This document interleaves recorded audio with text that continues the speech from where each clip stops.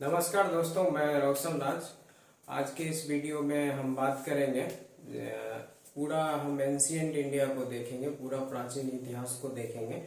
जो बीपीएससी का जो भी सिलेबस है और बीपीएससी जहाँ से क्वेश्चन पूछता है, हम एक समराइज्ड वे में, एक सारांश के रूप में पूरा एंशिएंट इंडिया को इस वीडियो में खत्म कर लेंगे।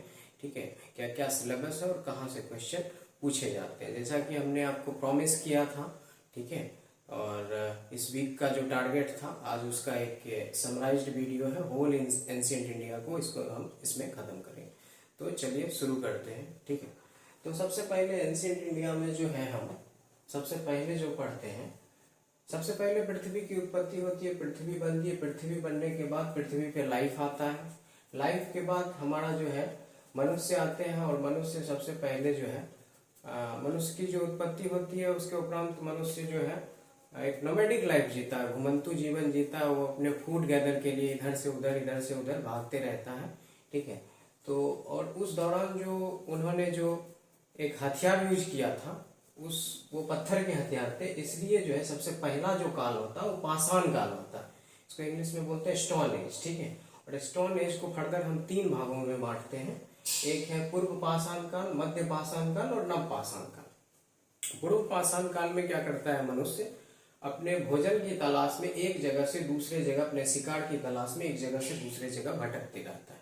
ठीक है, और पूर्व पाषाण काल में ही मनुष्य आगे का खोज कर लेता है। अपर पैलियोलिथिक एज में आग का खोज कर लेता है।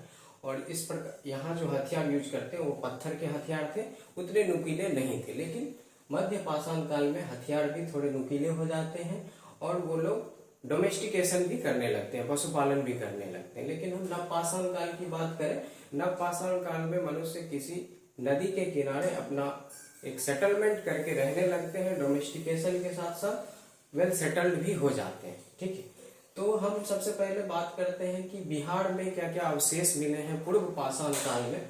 तो पूर्व पाषाण काल में हम देखें तो मुंगेर और नालंदा जिला में, ठीक है, तो कुछ अवशेष प्राप्त हुए हैं। और इसका टाइम पीरियड जो है 5 लाख बीसी से 10,000 बीसी तक। ठीक है, उसी प्रकार मध्य पाषाण काल में और नव पाषाण काल में हमारे लिए ज्यादा इंपॉर्टेंट है, क्योंकि यहाँ हमारे बहुत सारे अवशेष प्राप्त हुए हैं। चिरांद एक जगह का नाम है, छपरा में, वहां से अवशेष मिले हैं। चेचर वैशाली में, ताराडी बोध गया में है, और सेनुआ रोहतास में है।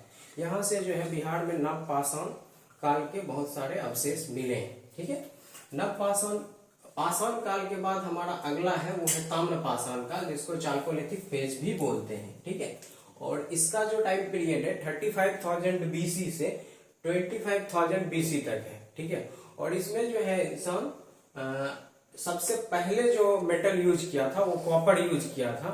ठीक है, और इसमें रूरल सेटलमेंट था, मतलब वहां ग्रामीण परिवेश में लोग रहते थे और कच्ची ईंट का प्रयोग करते थे, कच्ची ईंट से बने घर था उनका। ठीक है, और एक और चीज, नव पाषाण काल में ही मतलब सबसे पहले व्हील, पहिए का खोज हुआ था। और नव पाषाण काल में आपको बुर्ज होम कश्मीर से मनुष्य के साथ जानवरों को दफनाए जाने का भी अवशेष मिला। ये नव पाषाण काल की चीजें थी।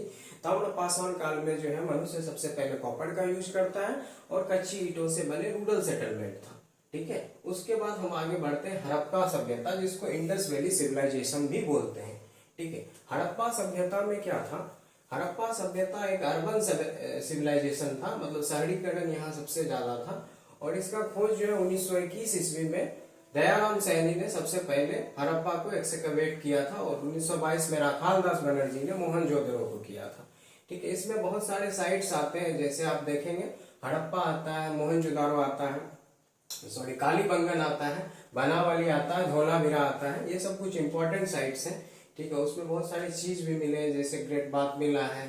ठीक है, उसके बाद हमारा डांसिंग गर्ल मिला है। ठीक है, पृष्ठ की मूर्तियां मिली है, फिर टेराकोटा मिला है, और फिर आपको लोथल से ये पोर्ट और ये फिर डॉकयार्ड सब मिला है। ठीक है, तो ये सब इसमें हो गया हड़प्पा सभ्यता में। हड़प्पा सभ्यता के कुछ इंपॉर्टेंट फीचर्स की बात कर लें तो यहाँ आपको ये सबसे पहले हमने बताया कि अर्बनाइज्ड सिविलाइजेशन है। अभी तक में जितने भी सिविलाइजेशन थे सब रूरल सेटलमेंट थे, लेकिन हड़प्पा जो है एक बहुत ही शहरीकरण सभ्यता थी। और इसमें जो घर बने हुए थे वो पक्के ईंट के बने हुए थे, और यहाँ के लोग हाईली फैशनेबल थे। वो लेपिस लाजुली का भी यूज करते थे, एक डेकोरेटिव स्टोन होता था, और बहुत सारे ऑर्नामेंट्स भी पहनते थे। और यहाँ की सबसे बड़ी विशेषता ये है कि यहाँ के जो घर थे ग्रिड और ब्लॉक सिस्टम पे एक दूसरे को समकोण पे काटते थे। ठीक है, तो ये एक बहुत बड़ी विशेषता है यहाँ हड़प्पा सभ्यता की। और इनका जो ड्रेनेज सिस्टम था, निकास की जो व्यवस्था थी, अभी के जो निकास है वहाँ उससे भी एडवांस ड्रेनेज सिस्टम उस टाइम की थी हमारी हड़प्पा सभ्यता में। ठीक है, तो ये हो गई हड़प्पा सभ्यता की बात। उसके बाद आता है वैदिक पीरियड। वैदिक पीरियड में सबसे पहले आर्यंस का अराइवल्स होता है इंडिया में। कहा जाता है आर्यन जो है सेंट्रल एशिया से इंडिया में आए थे। ठीक है, ये मैक्स मुलर का थ्योरी है।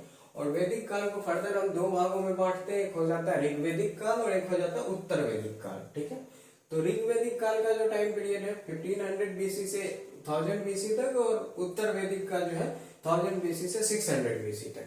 तो अब इसमें दोनों में हम लोग बात करते हैं ऋग्वैदिक काल, जैसा कि नाम से स्पष्ट है, इसमें जो है ऋग्वेदा का जो है कंपोज कर लिए गए थे। उत्तर वेद में बाकी के 3 वेदा, डेट इज सामवेद, यजुर्वेद और अथर्ववेद। ठीक है, ऋग्वेदा की बात करें तो ऋग्वेदा में 10 मंडला है और 1028 1028 हाइम्स है, टोटल मंत्र है। ठीक है, और 10 मंडल 10 चैप्टर बोल सकते हैं उसको, जिसमें 3rd चैप्टर में हम बात करें तो गायत्री मंत्र है। ठीक है, इसी प्रकार जो है 9th चैप्टर में 9th मंडल में सोमा के बारे में है, 7th मंडल में पुरुषोत्ता के बारे में है, और 10th मंडल में जो है बैटल ऑफ टैंकिंग जो हुआ था पुरुषनी रिवर पे, उसके बारे में बात है।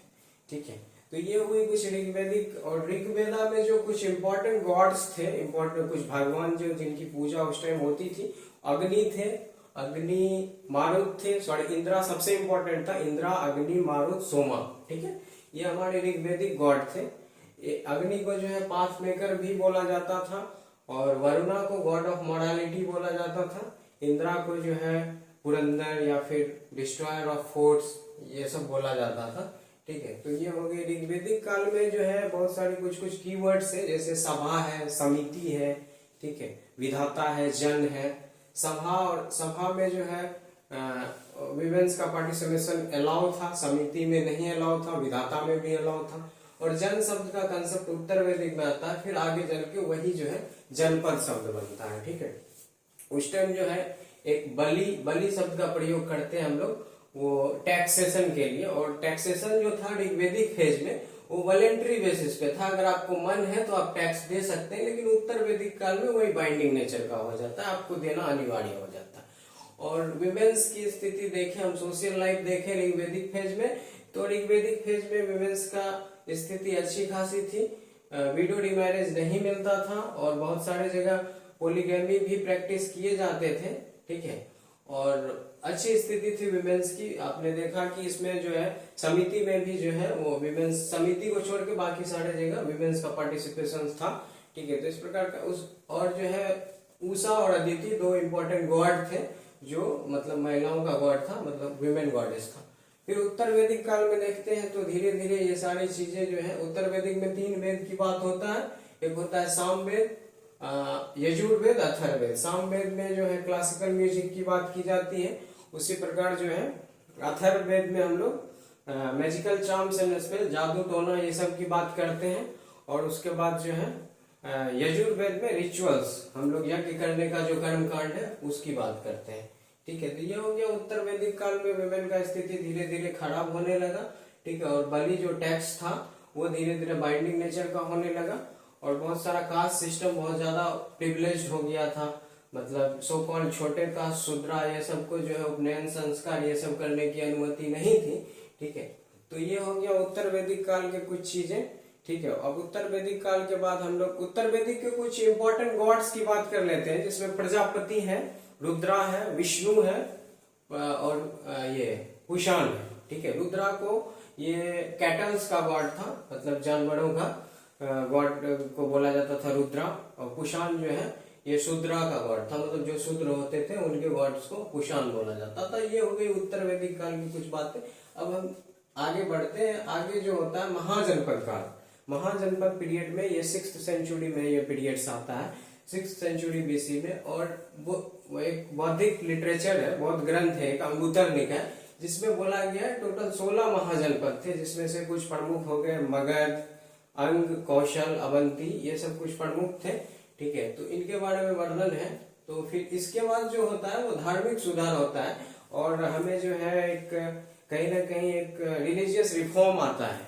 और रिलीजियस रिफॉर्म आने की कुछ कंडीशंस थे। क्यों आए थे रिलीजियस रिफॉर्म? क्योंकि उस टाइम विमेन की स्थिति बहुत खराब थी और कास्ट सिस्टम बहुत ज्यादा प्रिविलेज था और बहुत देर बाद को माना जाता था, मतलब बहुत सारे देवता हो गए थे। ठीक है, तो ये सब कुछ कारणों से जो है मतलब हमें कुछ अलग रिलीजियस रिफॉर्म की बात हुई। उसमें सबसे पहले इमर्ज होके दो धर्म आए, एक थे बौद्ध धर्म, एक था जैन धर्म। बौद्ध धर्म के बारे में थोड़ी बातें कर लेते हैं। बौद्ध धर्म के जो प्रवर्तक थे महात्मा बुद्ध थे। इनका जन्म 563 BC में लुम्बिनी नेपाल में हुआ था। इनके पिता का नाम शुद्धोदन था, माता का नाम महामाया, इनकी पत्नी का नाम यशोधरा और इनका एक पुत्र था राहु। ठीक है, तो इनके बारे में ये बातें होंगी। ये 29 ईयर्स के एज में अपना जो है वर्ल्डली लाइफ को छोड़ के ज्ञान की प्राप्ति में निकल पड़ते हैं घर से। और इस प्रक्रिया को जो है महाविनिष्कर्मण कहा गया। और इनको ज्ञान की प्राप्ति भी होती है। ठीक है, इनको ज्ञान की प्राप्ति होती है निरंजना रिवर के पास। ठीक है, अभी इसको प्रेजेंट में फल्गु रिवर बोलते हैं, बोध गया में। ठीक है, तो हाँ, सबसे ये जो है महात्मा बुद्ध जो है ये अपने ज्यादातर टीचिंग्स, सारे टीचिंग्स जो है पाली लैंग्वेज में दिए हैं। ठीक है, और इनके बारे में सबसे पहले जो है ये सारनाथ में दिए थे, सबसे ज्यादा जो है श्रावस्ती में ये अपने टीचिंग्स दिए हैं। और इनके कुछ रूल्स एंड रेगुलेशंस की बात कर लेते हैं। तो इन्होंने सबसे पहले बोला था ये 8 फोल्ड पाथ की बात करते हैं। ठीक है, सबसे पहले सफरिंग। सबसे पहले ऐसा बोला जाता है कि महात्मा बुद्ध एक बार मतलब अपने जब ये वर्ल्डली लाइफ को नहीं छोड़े थे, घर परिवार नहीं छोड़े थे, एक बार घूमने निकलते तो सबसे पहले एक ये देखते हैं एक वृद्ध व्यक्ति को। वृद्ध व्यक्ति बूढ़े आदमी को देखते हैं और वो बहुत ही अप्रसन्न था अपने जीवन से, उसके दांत टूटे हुए थे, बहुत सारी समस्याओं से जूझ रहा था। और दूसरी तरफ वो देखते हैं एक बीमार व्यक्ति को थोड़ी देर चलने के बाद, वो भी बहुत अप्रसन्न था अपने लाइफ से, बहुत नाराज था।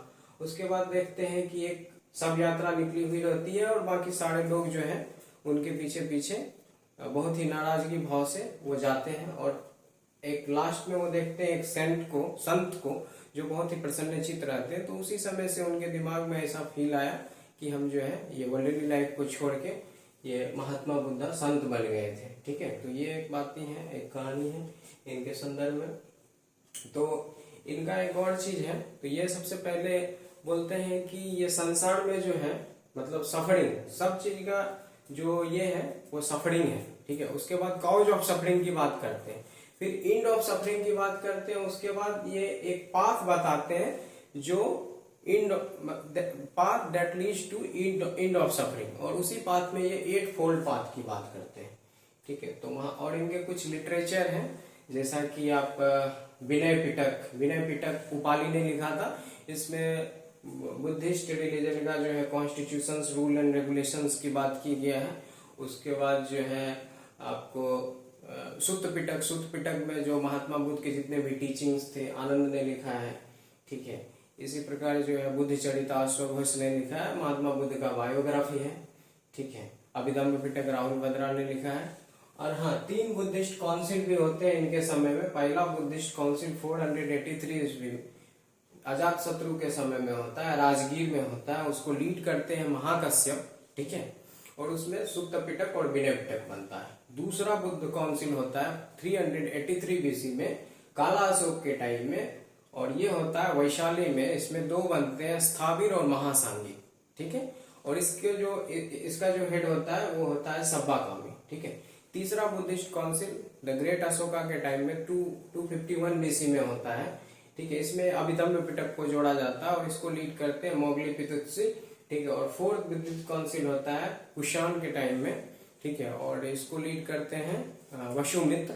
ठीक है, और इसमें जो होता है आपको महायान और हीनयान बुद्धिस्ट को डिवाइड किया जाता है। और थोड़ा सा महायान और हीनयान बुद्धिस्ट के बारे में जान लेते हैं। महायान बुद्धिज्म में क्या होता है कि वो भगवान बुद्ध को भगवान मानते हैं, मूर्ति पूजा करते हैं, जबकि हीनयान बुद्धिज्म में ऐसा नहीं है।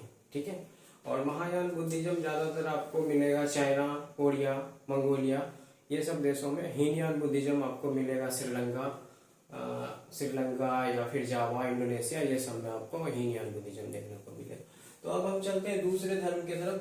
दूसरा था जैन धर्म। जैन धर्म के जो 24वें तीर्थंकर थे वो थे भगवान महावीर। इनका जन्म जो है कुंडल ग्राम वैशाली में हुआ था। ठीक है, इनके पिता का नाम सिद्धार्थ था, माता का नाम त्रिशला और इनकी पत्नी का नाम यशोदा और इनकी एक पुत्री थी जिनका नाम प्रियदर्शनी था। ठीक है, यह भी महात्मा बुद्ध की भांति 30 साल की उम्र में अपने वर्ल्डली लाइफ को छोड़ के ज्ञान की प्राप्ति में चलते हैं और इनको ज्ञान प्राप्त हुआ था रिजुपालिका रिवर के निकट। ठीक है, और इनके बारे में इनका कुछ इनका जैसे 3 चीज है, मतलब सम्यक ज्ञान, त्रिरत्न बोलते हैं, राइट नॉलेज, राइट एक्शन और राइट नॉलेज, राइट एक्शन और राइट कंडक्ट, ये 3 चीजें हैं। ठीक है, और इनमें भी कुछ कीवर्ड्स आता है। अनुवर्त में क्या होता है कि आप जैसे देखते होंगे आप जैनिज्म, जो जैन धर्म को मानते हैं वो खाली पैर चलते हैं और जो है मुंह पे कपड़े ढक के चलते हैं, उसे बोलते हैं अनुवर्त। ठीक है, उसके बाद एक काया कलेश होता है कि उनमें सर को मुंडवा लिया जाता है। ठीक है, और एक संथरा या संलेखन होता है। चंद्रगुप्त मौर्य भी संथरा या संलेखन करते हुए भी कर्नाटका में इनकी श्रवणबेलगोला में मृत्यु हुई थी। मतलब जब ये मरने के समय में आते हैं तो खाना पीना छोड़ देते हैं, इसी को संथरा या संलेखन करते हैं। ये कुछ जैन धर्म से रिलेटेड चीजें हो गई। ठीक है, बाद में जैन धर्म 2 भागों में बांट जाता है जिसको बोलते हैं श्वेतांबर और दिगंबर। श्वेतांबर जो होता है वो नॉर्थ इंडिया में ज्यादातर देखने को मिलते हैं, ये पार्श्वनाथ को मानते हैं। दिगंबर जो है साउथ इंडिया में देखने को मिलते हैं, या महावीर को मानते हैं। वो नेकेड रहते हैं, नंगे रहते हैं, और जो ये श्वेतांबर होते हैं वो कपड़े पहनने रहते हैं, व्हाइट क्लॉथ वेयरिंग करते हैं। ठीक है, और जैन काउंसिल भी 2 हुआ था। First Jan council Chandragupta Maurya के टाइम में पाटलिपुत्रा में हुआ था। ठीक है, दूसरा जैन काउंसिल जो है श्रवण के टाइम में हुआ था, ये गुजरात में हुआ था। ठीक है, तो ये कुछ जैन धर्म से रिलेटेड बातें हो गई। ठीक है, उसके बाद हम लोग चलते हैं मगध किंगडम का। ठीक है, प्रश्न ये है कि 16 महाजनपद की हम लोगों ने बात किया था, अंगुत्तर निकाय बौद्ध ग्रंथ में 16 महाजनपद की बात हुआ था। तो मगध ही क्यों इतना पावरफुल हुआ? इसके बहुत सारे रीजंस थे। पहला, मगध के एरिया में जो है गंगा का मैदानी भाग होने के कारण यहाँ जो है उपजाऊ मिट्टी के कारण एग्रीकल्चर ज्यादा फ्लॉरिश हुआ, तो ज्यादातर लोग यहाँ आके बसे। दूसरा रीजन ये था, यहाँ के एरिया में लोहा ज्यादा मिला। ठीक है, लोहा की प्रचुरता थी जिनके कारण हथियार बनाने में ये लोग सक्षम थे। तो ये सब के कारण मगध उस टाइम का सबसे पावरफुल किंगडम बना। तो सबसे पहला डायनेस्टी आता है मगध में, हड़ियंका डायनेस्टी। हड़ियंका डायनेस्टी के पहले रूलर थे बिंबिसार। बिंबिसार में मैट्रिमोनियल अलायंस के थ्रू, वैवाहिक संबंध के थ्रू अपने राज्यों का विस्तार किया। इन्होंने 3 शादियां की थी। ठीक है, एक लिच्छवी की राजकुमारी चेल्लाना से, एक आपको कौशल की राजकुमारी कौशल देवी से, और एक पंजाब की राजकुमारी मद्र कुमारी से। ठीक है, इन्होंने चंपा को अंग जो प्रदेश था उनको अपने में विलय कर लिया। इनके पुत्र आते हैं अजात शत्रु, जो अपने पिता को मार के गद्दी पे बैठते हैं। अजात शत्रु जो कौशल था, प्रसेनजीत से इनका लड़ाई होता है। ठीक है, उसके बाद हाँ, एक और बात, महात्मा बुद्ध के कंटेम्परेरी कौन कौन थे, महात्मा बुद्ध के समय के कौन कौन थे? तो बिंबिसार, अजात शत्रु और प्रसेनजीत। ये क्वेश्चन पूछा जाता है बराबर। ठीक है, अजात शत्रु ने अवंती पे भी अटैक किया था, और अजात शत्रु एक एम्बिशियस रूरल था। वसाकर के मदद से जो है इन्होंने कौशल को भी अपने में मिला लिया था। ठीक है, ये अजात शत्रु के बारे में कुछ बातें। फिर उदयन आता है। उदयन ने ही पाटलिपुत्रा नगर की स्थापना की। ठीक है, और उदयन ने ही अपना, यहाँ तक जो है हमारी राजधानी अभी तक मगध की थी वो राजगीर थी, लेकिन उदयन ने पाटना को, पाटलिपुत्र को राजधानी बनाया। और लास्ट रूरल नागदशक था। ठीक है, नागदशक लास्ट रूरल था हड़ियंका डायनेस्टी का। उसके बाद शिशुनाग आता है। शिशुनाग डायनेस्टी में जो काला अशोक था, इसके टाइम में सेकंड बुद्धिस्ट काउंसिल हुआ था। और इनकी एक महत्वपूर्ण उपलब्धि यह है कि इन्होंने अवंती को अपने में मिला लिया था। ठीक है, हाँ, अवंती से रिलेटेड एक और बातें हैं। बिंबिसार के टाइम में जो जीवक था, उन्होंने अवंती, जीवक एक राज्य वेद था जिसको भेदा गया था प्रद्योत सेन के दरबार में। ठीक है, अवंती को सबसे पहले मिलाया था काला अशोक ने। ठीक है, और इस डायनेस्टी का लास्ट रूलर नंदीवर्धन था। ठीक है, उसके बाद नंद डायनेस्टी आता है। नंद डायनेस्टी के जो फाउंडर थे महापद्मनंद, इन्होंने कलिंगा को अपने में, कलिंगा पे अटैक किया था, उसको मिलाया नहीं था। ये भी बहुत एम्बिशियस रूलर थे, इसकी सेनाएं बहुत मजबूत थी। उसके बाद आता है घनानंद। घनानंद के टाइम में सबसे इंपॉर्टेंट ये हुआ था 326 बीसी में अलेक्जेंडर का इन्वेजन हुआ था इंडिया में। ठीक है, घनानंद के टाइम में ही। और इसी के जो थे मंत्री थे वो चाणक्य थे, जिनको चाणक्य, कौटिल्य, विष्णुगुप्त कुछ भी बोल सकते हैं। और घनानंद ने इनको ह्यूमिलिएट किया था, इनकी बेइज्जती की थी, और उन्हीं बेइज्जती का बदला लेने के लिए उन्होंने चंद्रगुप्त मौर्य को खड़ा किया। और चंद्रगुप्त मौर्य, अगला मौर्य डायनेस्टी आता है, और चंद्रगुप्त मौर्य जो है गद्दी पे बैठता है। और चंद्रगुप्त मौर्य के टाइम में ही जो है सेल्यूकस निकेटर जो एम्बेसडर था, जो सेल्यूकस निकेटर जो है वो क्या बोलते हैं, सिकंदर के द्वारा जो है वो बनाए गए थे। और सेल्यूकस निकेटर की बेटी हेलेना और कार्नेलिया से इनका शादी हुआ था मैट्रिमोनियल अलायंस के थ्रू। और उसके बाद उसी टाइम जो है मेगास्थनीज आते हैं चंद्रगुप्त मौर्य की दरबार में, ठीक है। तो ये सब कुछ बातें हुई चंद्रगुप्त मौर्य के। और चंद्रगुप्त मौर्य की मृत्यु जो है श्रवणबेलगोला कर्नाटका में होता है। और इसी के टाइम में फर्स्ट जैन काउंसिल भी हुआ था, और ये जैन धर्म को मानते थे, ठीक है। तो ये संथरा या संलेखन करते हुए अपनी जान ले लिए थे, ठीक है। उसके बाद बिंदुसार आता है। बिंदुसार के टाइम में एक डेमेट्रियस आता है सीरिया से, ठीक है, और राजदूत था, और ये भी एम्बिशियस रूलर था। उसके बाद अब बात करते हैं अशोका की। अशोका द ग्रेट अशोका के नाम से जाना जाता है। तो इनके बारे में हमें थोड़ा डीप में पढ़ना है। तो अशोका के बारे में सबसे पहली बात ये है कि जो है इनका जो है टाइटल इन्होंने लिया था देवनाम पियादसी के नाम से। जितने भी रॉक एडिक्ट हैं इनके, या फिर पिलर या जितने भी इंस्क्रिप्शन है, सब में देवनाम पियादसी, लेकिन माइनर रॉक एडिक्ट 1 में इनका नाम अशोका देखा गया है, ठीक है। और अशोका के बारे में क्या है, इनके टाइम में जो है बहुत सारे, हाँ, इन्होंने अपने राज्य को 5 भागों में बांट लिया था, ठीक है। एक था 5 भाग में आप देखेंगे, तोशाली था, मगध में खुद राजा रहते थे, तोशाली। उसके बाद तक्षशिला, अवंती, उसके बाद एक था हमारा स्वर्णगिरी। स्वर्णगिरी आंध्र प्रदेश में पड़ता था, ठीक है। और इन्होंने पहले, सबसे पहले वेरी घोष की पॉलिसी थी इनकी, मतलब दूसरे के टेरिटरी पे फिजिकली कैप्चर करना। फिर वेरी घोष से ये धम घोष में शिफ्ट किए, मतलब अब लोगों का दिल जीत रहे थे। पहले फिजिकली कैप्चर करते थे राज्यों को, अब लोगों का दिल जीतने लगे। ये हो गया अशोका की कुछ पॉलिसी। अशोका के समय में बहुत सारे आर्ट एंड आर्किटेक्चर भी फ्लॉरिश्ड हुए, जिसमें हम देखेंगे बराबर का केव, नागार्जुनी का केव। बराबर का केव अशोका का था, नागार्जुनी का केव दशरथ का था। और चुनार एंड स्टोन से जो है इनके ज्यादातर इंस्क्रिप्शन बने हुए हैं, ठीक है। और अशोका का ये हो गया, ठीक है। और हाँ, एक और चीज है, अशोका के बाद जो है लास्ट रूलर जो था मौर्य का, वो बृहद्रथ था। तो मौर्य का डाउनफॉल का क्या क्या कारण हुआ था? मौर्य का डाउनफॉल का कारण ये था, इनका ब्यूरोक्रेसी जो था वो बहुत वास्ट था, और उस ब्यूरोक्रेसी को मेंटेन करने के लिए उतना ज्यादा इकोनॉमिक स्टेटस थोड़ा ड्यूंडल हो गया था, जिस कारण इस वास्ट ब्यूरोक्रेसी को मेंटेन नहीं किया जा रहा था। और नॉर्थ वेस्ट फ्रंटियर से जो है फॉरेन इन्वेजन भी शुरू हो गया था, ठीक है। और वीक सक्सेसर, कोई अच्छा रूलर नहीं था अशोका के बाद। तो ये अशोका ने बुद्ध धर्म अपना लिया था, ठीक है। तो ये हो गया मौर्य साम्राज्य का इस प्रकार पतन होता है। उसके बाद कुछ ब्राह्मण्य राज्य का उदय होता है, जिसमें हम देखेंगे शुंगा, कन्नवा और सातवाहन। शुंगा का जो फाउंडर था पुष्यमित्र शुंगा, वो बृहद्रथ का सेनापति था। बृहद्रथ को मार के शुंग डायनेस्टी का जो है वो फॉर्मेशन किया था। पुष्यमित्र शुंगा के ही दरबार में पाणिनि आपको देखने को मिलेंगे, ठीक है, जिसने अष्टाध्यायी लिखा, ठीक है। और पुष्यमित्र शुंगा के अलावा और भी बहुत सारे राजा हुए, जिसमें अग्निमित्र, वसुमित्र, ये सब जो है शुंगा डायनेस्टी के राजा थे, ठीक है। उसके बाद शुंगा के बाद कन्नवा डायनेस्टी आता है। ये सारे ब्राह्मण राज हैं, ठीक है। कन्नवा पुष्यमित्र शुंगा के बारे में ये भी बोला जाता है, इन्होंने द ग्रेट अशोका के बहुत सारे इंस्क्रिप्शन को नष्ट किया था, और बुद्धिस्ट को बहुत ज्यादा प्रोसिक्यूट किया था, ठीक है।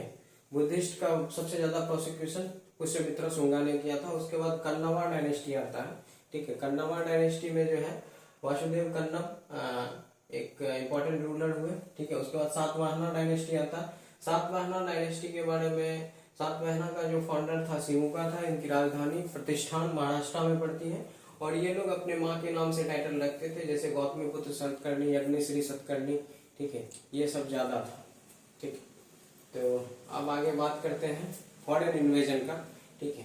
पुष्यमित्र शुंगा के टाइम में ही फॉरेन इन्वेजन भी शुरू हो गया था, ठीक है। तो फॉरेन इन्वेजन में सबसे पहले इंडो ग्रीक हिंद यमन आए, ठीक है। और इसके जो इम्पोर्टेंट रूलर थे वो थे मिनांडर, ठीक है। मिनांडर, और इसकी राजधानी जो थी वो सियालकोट थी, ठीक है। मिनांडर एक ऐसा रूलर था जो ने सबसे पहले गोल्ड कॉइन चलाया था, लेकिन एक लिमिटेड स्टॉक में चलाया था इन्होंने। और मिनांडर और नागसेन एक बुद्धिस्ट मॉन्क थे जिन्होंने मिनांडर को बुद्धिस्ट धर्म बौद्ध धर्म अपनाने को प्रेरित किया था। और इनका जो दोनों के बीच जो बातचीत हुआ था इसको मिलिंद पनाहो बोला जाता था।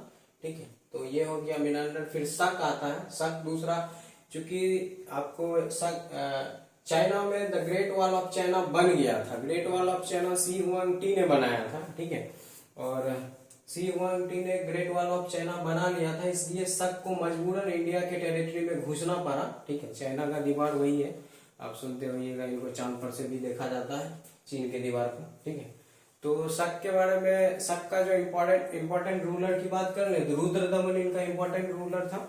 रुद्रदमन के बारे में एक बात बहुत इंपॉर्टेंट ये है कि रुद्रदमन ने सुदर्शन लेक का रिपेयरमेंट कराया था। सुदर्शन लेक वही लेक है जिसको चंद्रगुप्त मौर्य ने गुजरात के काठियावाड़ डिस्ट्रिक्ट में सिंचाई के पर्पज से बनाया था उपगुप्त की मदद से। ठीक है, तो उसका जो है रिपेयर कराने का काम शक रूलर रुद्रदमन ने कराया था। ठीक है, और इसकी राजधानी सौराष्ट्र थी। ठीक है, और इसके बाद हम बात कर लेते हैं पल्लव डायनेस्टी की। ठीक है, पल्लव डायनेस्टी का जो था इम्पोर्टेंट रूलर में गोंडो फर्नेस थे। ठीक है, गोंडो फर्नेस इनके इम्पोर्टेंट रूलर थे, इनकी भी राजधानी गुजरात थी। ठीक है, और इसी के टाइम में जो है सबसे पहले ईसाई मतलब अपने धर्म प्रचार के लिए सेंट जॉन, सबसे पहले 1st सेंचुरी एडी में सेंट जॉन का आगमन हुआ था और भारत में ईसाई धर्म का प्रचार प्रसार हुआ। ठीक है, उसके बाद हम बात करेंगे कुषाण डायनेस्टी का, सबसे इम्पोर्टेंट डायनेस्टी है। ठीक है, कुषाण डायनेस्टी के जो फाउंडर थे वो कुज्जल कडाफिस थे और इनका जो इम्पोर्टेंट रूलर था बीमा कडाफिस। बीमा कडाफिस के बेटे थे कुषाण। ठीक है, और कुषाण के बारे में ये बोला जाता है इन्होंने सबसे पहले गोल्ड कॉइन चलाया था। और हम लोग जो शक संवत की बात करते हैं 78 एडी। ठीक है, शक संवत का फॉर्मेशन ये है 78 एडी। और हमारा जो नेशनलाइज्ड कैलेंडर है, भारत सरकार उसे 1957 में नेशनलाइज्ड किया था, वो कुषाण का जो शक संवत है उसी को हम लोग मानते हैं। ठीक है, और कुषाण के बारे में इनकी राजधानी जो थी फिरोजपुर और मथुरा थी। ठीक है, और इसके टाइम में ही 4th बुद्धिस्ट काउंसिल हुआ था। ठीक है, और इनके ये जो थे इनके दरबार में बहुत सारे स्कॉलर थे, पैट्रन ऑफ स्कॉलर थे ये, जिसमें चरक, अश्वघोष, सुश्रुत, ये सब कुछ इम्पोर्टेंट, नागार्जुन, ये सब कुछ इम्पोर्टेंट स्कॉलर इनके दरबार में रहते थे। उसके बाद आगे बात करते हैं इंडो सेसेशियन। इंडो सेसेशियंस ने सबसे पहले हिंदुस्तान वर्ड का यूज किया। तो हम लोगों ने देखा मौर्य का जैसे डाउनफॉल हुआ, ठीक है, छोटे छोटे राज्य कुछ उभरे, इसमें ब्राह्मण राज, शुंगा, कन्नवा, सातवाहना, और उसी प्रकार विदेशी आक्रमण भी शुरू हो गए भारत के टेरिटरी में।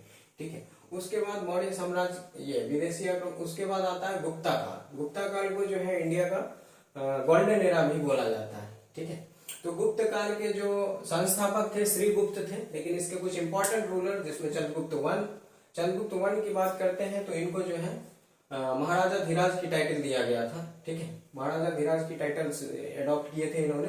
और ये सबसे पहले ये गोल्ड कॉइन चलाए थे। ठीक है, उस कॉइन को किंग क्वीन कॉइन भी बोला जाता था। इनकी शादी हुई थी लिच्छवी की राजकुमारी कौशल देवी से। ठीक है, तो एक साइड जो है राजा और रानी का फोटो रहता था, दूसरे साइड गॉडेस लक्ष्मी, भगवान लक्ष्मी, माता लक्ष्मी की फोटो रहती थी। और इस कॉइन को किंग क्वीन कॉइन भी बोला जाता था। ठीक है, और इन्होंने महाराजा धीराज की उपाधि ली थी। उसके बाद आता है समुद्रगुप्त। समुद्रगुप्त जो है बहुत ही एक्सपेंशनिस्ट पॉलिसी इन्होंने अपनाया था और बहुत ही एम्बिशियस रूलर थे। ठीक है, इन्होंने अपने टेरिटरी को, बहुत सारे टेरिटरी को कब्जा किया था। ठीक है, इनको भारत का नेपोलियन भी कहा जाता है। B.R. स्मिथ के द्वारा इनको भारत के नेपोलियन का टाइटल दिया गया। और इनके जो इन्होंने भी एक कॉइन चलाया था और उस कॉइन पे वीणा का चित्र रहता था। ठीक है, और इसी के टाइम में मेघवर्मन जो था श्रीलंका का एक रूलर था और वो यहाँ बौद्ध मंदिर बनाने के लिए रिक्वेस्ट किया था इनसे। ठीक है, और पर्याय प्रशस्ति पत्र में समुद्रगुप्त के बारे में बहुत सारी चीजें मिलती है और इनका जो कोर्ट पोएट था हरिसेन था। चंद्रगुप्त द्वितीय की बात कर लेते हैं हम लोग। चंद्रगुप्त द्वितीय को विक्रमादित्य के नाम से जाना जाता है, सबसे इंपॉर्टेंट रूलर है गुप्ता पीरियड का। ठीक है, और इन्होंने नवरत्ना को ये मेंटेन करते थे। बहुत सारे टाइटल इन्होंने अडॉप्ट किया, जैसे परम भागवत, और इनके ही दरबारी कवि थे कालिदास, जिन्होंने अभिज्ञान शकुंतलम, मेघदूत, बहुत सारी रचनाएं हैं इनके फेमस। ठीक है, इनके ही दरबारी कवि थे चंद्रगुप्त द्वितीय के। चंद्रगुप्त द्वितीय के काल में चंद्रगुप्त द्वितीय की बेटी का शादी हुआ था वकाटका रूलर से। ठीक है, इनकी बेटी का नाम प्रभावती था। ठीक है। ये भी मैट्रिमोनियल अलायंस में बहुत ज्यादा विश्वास करते थे। ठीक है, अपनी बेटी का शादी वाकाटका रूलर से किया, खुद की शादी कदम वंश से किया और अपने बेटे की शादी नाग वंश से किया। उस टाइम के जितने भी इंपॉर्टेंट डायनेस्टी थे सबसे इन्होंने मैट्रिमोनियल अलायंस करके अपने राज्यों का विस्तार किया। ठीक है, उसके बाद आते हैं कुमारगुप्त की बात करते हैं। कुमारगुप्त ने सबसे इंपॉर्टेंट नालंदा यूनिवर्सिटी इन्होंने ही बनाया था। ठीक है, और दो यूनिवर्सिटी हमारे बिहार में है, नालंदा और विक्रमशिला यूनिवर्सिटी। ये दोनों बुद्धिस्ट यूनिवर्सिटी है। नालंदा में जो है महायान और हीनयान की पढ़ाई होती है और विक्रमशिला में जो है वज्रयान बुद्धिज्म की पढ़ाई होती है, तारा गॉडेस का। ठीक है, तो कुमारगुप्त जो है नालंदा यूनिवर्सिटी बनाए थे और इन्होंने महेंद्रादित्य की टाइटल अडॉप्ट किया। उसके बाद आता है स्कंदगुप्त। स्कंदगुप्त जो है आप इनको लास्ट रूलर बोल सकते हैं, लेकिन इसके बाद भी रूलर थे। ठीक है, last effective ruler Skandagupta Gupta dynasty का था। इसके टाइम में हून आक्रमण हुआ और इनका नाम भी सुदर्शन लेक से एसोसिएटेड है। हम लोगों ने देखा सुदर्शन लेक बनाए थे चंद्रगुप्त मौर्य ने। ठीक है, अपने काठियावाड़ डिस्ट्रिक्ट गुजरात में सिंचाई के लिए। ठीक है, उपगुप्त की मदद से, वहां के राज्यपाल उपगुप्त थे और शक डायनेस्टी का रुद्र दमन उन्होंने रिपेयर करवाया। फिर यहाँ स्कंदगुप्त ने भी रिपेयर करवाया था। ठीक है, तो तीन आदमी का नाम जुड़ा हुआ है सुदर्शन लेक से। ठीक है, उसके बाद आता है हर्षवर्धन। हर्षवर्धन को आप प्रोबेबली लास्ट हिंदू रूलर बोल सकते हैं। ठीक है, हर्षवर्धन की जो राजधानी थी कन्नौज थी। ठीक है, इनके समय में एक इंपॉर्टेंट लड़ाई हुई 618 ईस्वी में। ठीक है, चालुक्य डायनेस्टी के पुलकेशिन द्वितीय और हर्षवर्धन के बीच, जिसमें हर्षवर्धन की हार हुई। ठीक है, नर्मदा नदी के तट पे ये लड़ाई हुई थी। ठीक है, और हर्षवर्धन के टाइम में एक इंपॉर्टेंट इवेंट्स ये हुआ, वेनसंग एक चाइनीज ट्रैवलर था जिन्होंने नालंदा यूनिवर्सिटी के स्टूडेंट रह चुके थे और वो आते हैं हर्षवर्धन के टाइम में। ठीक है, और फाहियान जो है वो चंद्रगुप्त के टाइम में आते हैं। फाहियान चंद्रगुप्त द्वितीय के टाइम में फाहियान आते हैं और वेनसंग हर्षवर्धन के टाइम में आते हैं। ठीक है, और दूसरा जो है वेनसंग के बारे में ये एक बुक लिखे हैं CU की करके। ठीक है, ये इनका बुक है। तो ये हो गया हर्षवर्धन के बारे में कुछ। और हर्षवर्धन के बाद जो होता है, हर्षवर्धन के बाद तीन डायनेस्टी बचते हैं, पाल, प्रतिहार और राष्ट्रकूट। और ये तीनों आपस में लड़ते रहते हैं कन्नौज पाने के लिए, क्योंकि आपने देखा हर्षवर्धन का कैपिटल कन्नौज था। कन्नौज एक पावरफुल सिटी थी और उसको पाने के लिए ये तीनों डायनेस्टी आपस में लड़ते रहते थे, दैट इज पाल, प्रतिहार और राष्ट्रकूट। तो हमारे लिए इंपॉर्टेंट बिहार के संदर्भ में पाल है और पाल की जो कैपिटल थी मुंगेर थी। ठीक है, तो पाल के बारे में थोड़ा ये जान लेते हैं। पाल के जो फाउंडर थे गोपाल थे। ठीक है, और गोपाल ने वदंतपुरी यूनिवर्सिटी बनाई थी। वदंतपुरी यूनिवर्सिटी आपको मिल जाएगा बिहार शरीफ में। ठीक है, तो गोपाल इनके फाउंडर हो गए, राजधानी मुंगेर हो गई, वदंतपुरी यूनिवर्सिटी बनाए थे। और इसके ही टाइम में बुद्धिस्ट स्कॉलर दीपांकर जो होते हैं वो पहले ये वदंतपुरी यूनिवर्सिटी के ही स्टूडेंट थे। धर्मपाल की बात कर ले कि धर्मपाल सबसे पहले कन्नौज को कैप्चर किया था। उससे भी इंपॉर्टेंट धर्मपाल से रिलेटेड ये है कि इन्होंने विक्रमशिला यूनिवर्सिटी बनाया था भागलपुर में। ठीक है, और देवपाल जो है ये थोड़ा अपने राज्य का विस्तार किए, प्राग ज्योतिषपुर आसाम तक, मुंगेर से लेकर प्राग ज्योतिषपुर आसाम तक ये अपने राज्य का विस्तार किए। ठीक है, और इनके बारे में ये कहा जा सकता है कि शैलेंद्र डायनेस्टी के जो थे बालदेव पुत्र, इनके टाइम में जो है बुद्धिस्ट मठ बनाने के लिए इनसे परमिशन मांगे थे। ठीक है, उसके बाद महिपाल के बारे में ये बोला जा सकता है कि राजेंद्र चोल के कंटेम्पररी थे, राजेंद्र चोल से इनकी लड़ाई हुई थी। ठीक है, और लास्ट रूलर जो है इनके रामपाल थे। ठीक है, तो पाल डायनेस्टी के बारे में ये हो गई हमारी थोड़ी। रामपाल इनके लास्ट रूलर थे। अब आते हैं हम एक इम्पोर्टेंट डायनेस्टी जो कर्नाट डायनेस्टी था। ठीक है, कर्नाट डायनेस्टी ये हमारा दरभंगा और नेपाल के एरिया में है। ठीक है, इसकी राजधानी जो थी सिमरावगढ़ है। ठीक है, सिमरावगढ़ इसकी राजधानी थी। ठीक है, ये आपको दरभंगा और नेपाल के एरिया में देखने को मिलेगा। ठीक है, और कर्नाट डायनेस्टी के बारे में ये बोला जा सकता है इनके फाउंडर जो थे नन्नेदेव थे। नन्नेदेव ने कर्नाट कुलभूषण की उपाधि ली थी। अगले रूलर थे नरसिंह देव। नरसिंह देव के बारे में ये बोल सकते हैं बख्तियार खिलजी का जो आक्रमण हुआ था वो नरसिंह देव के टाइम में ही हुआ था। और अगले रूलर थे इसके राम सिंह देव। राम सिंह देव का जो वर्णन है तुगलिक तुहान एक तिब्बत का लिटरेचर है, उसमें इनका वर्णन है। ठीक है, और अगले रूलर थे हरसिंह देव। हरसिंह देव के टाइम में मुस्लिम इन्वेजन शुरू हो गया टर्किश का। ठीक है, और ये भाग के नेपाल चले गए। ठीक है, तो ये हमारा पूरा ये हो गया। एंशियंट को बोला जाता है 750 एडी तक मोटा मोटी हम लोग प्राचीन भारत के काल को मानते हैं। ठीक है, तो ये जितने भी हमारे बीपीएससी में क्वेश्चन आते हैं एक समराइज्ड वे में हमने आपको बता दिया। ये वीडियो आप तभी देखें जब आप पूरी तरह से एंशियंट इंडिया पढ़ चुके हैं, अन्यथा आपको समझने में कठिनाई हो सकती है। एक बहुत अच्छा कोट है राजेंद्र प्रसाद का, आपने एंशियंट इंडिया पढ़ा होगा तो ऐसा फील किया होगा। तो ये कोट ये है कि यह कहना अतिशयोक्ति नहीं होगा कि भारत का प्राचीन इतिहास बिहार का इतिहास था। अगर आप एंशियंट इंडिया पढ़ें तो उसमें ज्यादातर चीजें बिहार की है। तो भारत का जो प्राचीन इतिहास है, इंडिया का जो एंशियंट टाइम है, वो इंडिया का नहीं होकर एक्चुअली में बिहार का एंशियंट टाइम था। ठीक है, तो ये बातें हो गई। ये पूरा हम एंशियंट इंडिया आज कवर कर दिए।